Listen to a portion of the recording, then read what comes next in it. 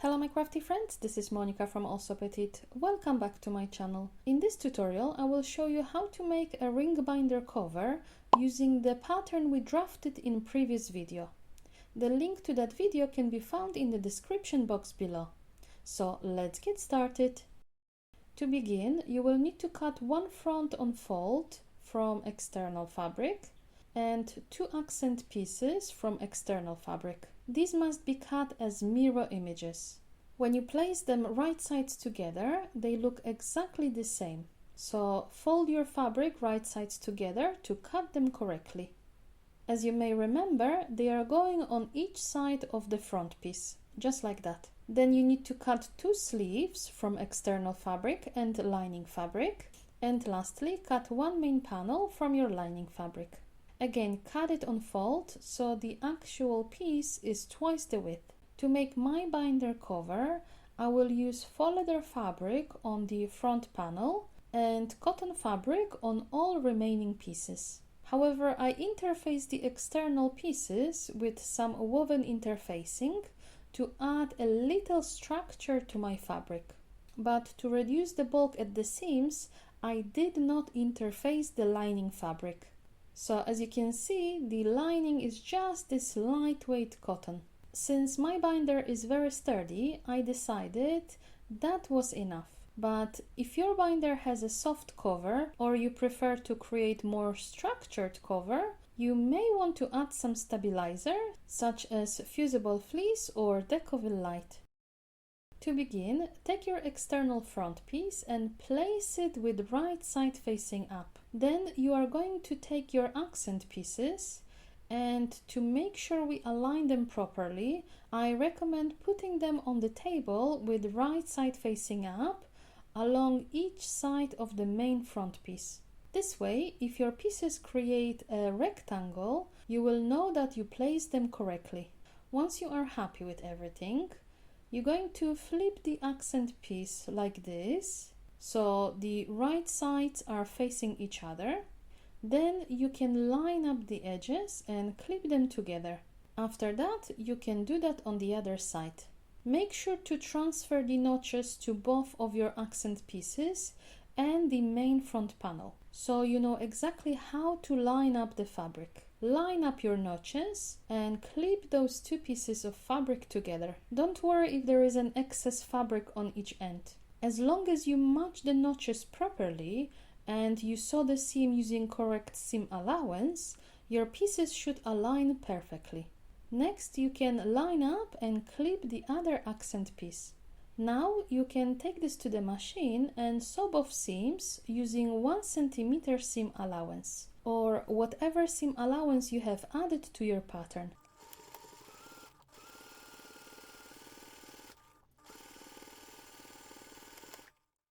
Then you are going to open the panels and press the seams flat. But since I'm using faux leather fabric, I'm not going to press it with an iron. Instead, I'm just going to finger press my seams.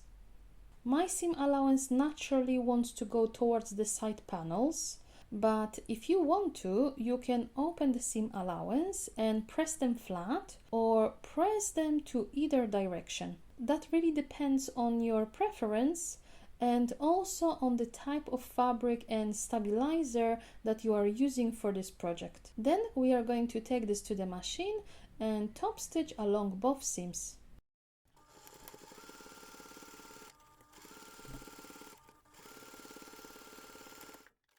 Next, take your fabric scissors and trim away the excess seam allowance. Take your sleeves, both the external and lining pieces, and with right sides together, we are going to place the lining sleeves on top of the external pieces.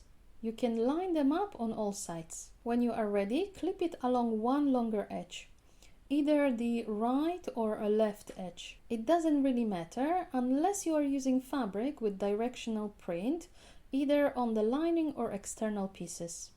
In this situation, I would recommend clipping one sleeve along the right side edge and the other sleeve along the left side edge. So along those two edges. Then we can take this to the machine and sew both seams using 1 cm seam allowance.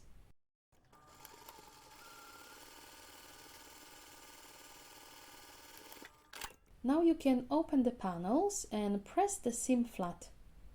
Then place both pieces wrong sides together, align the seam and press it flat. Then repeat on the other sleeve. Next you can take this to the machine and top stitch along the seams about 5 millimeters from the edge.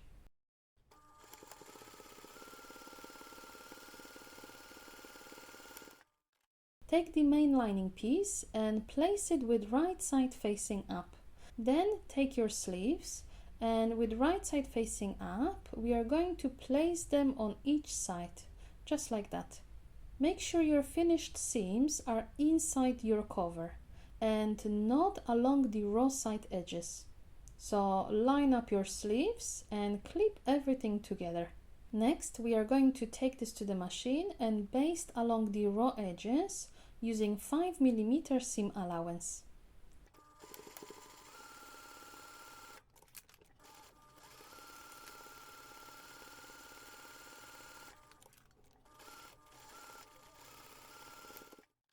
Now take the external panel, place it with right side facing down, so the right sides are facing each other.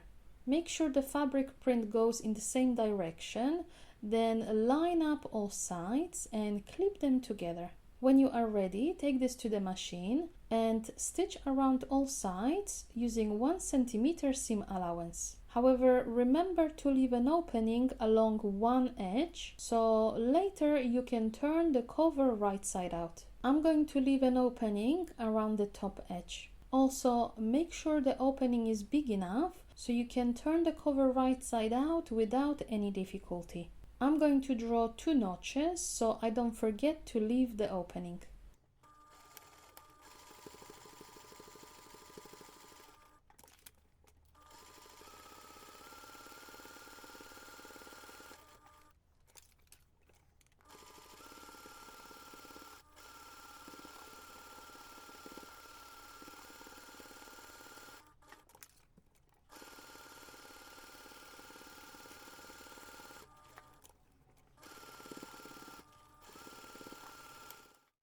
Next, you can trim the fabric at the corners. This will reduce the bulk at the seams, so our corners will look nice and neat. When you are ready, go ahead and turn the cover right side out using the opening you left in the seam. If you have a turning tool or a corner shaper, use it to push out the corners. This makes the process much easier. When you are happy with your corners, take your cover to the pressing station and press all seams nice and flat. And lastly, to complete the project, close the opening. You can close it by hand using a ladder stitch or by top stitching around the entire cover. Since I couldn't press my fabric around the opening, I'm going to line up the edges and clip them together. And since we added some extra ease to our pattern pieces, we can close the opening by top stitching around the cover.